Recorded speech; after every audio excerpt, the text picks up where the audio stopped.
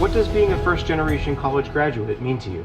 I think I'm setting a precedent for my other family members and for everybody else that comes into our family that we can do it. Everything that we've gone through in our lives doesn't set us back from getting our degree and moving forward. So I have a first generation stall. That's associates, bachelor's. Nobody in my family has completed college. I put in so much work to this degree and I want it to be a big part of the celebration. I'm a first generation and I'm super proud. I was just talking to my mom and my dad last weekend, like, hey, now you have 2 daughters that have degrees. So be super proud of us because I know it's something that you wanted when we were growing up.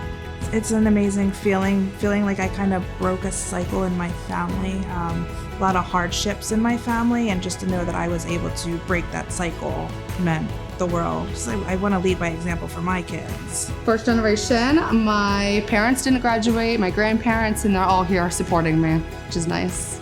And hopefully you'll go to college so I can support her.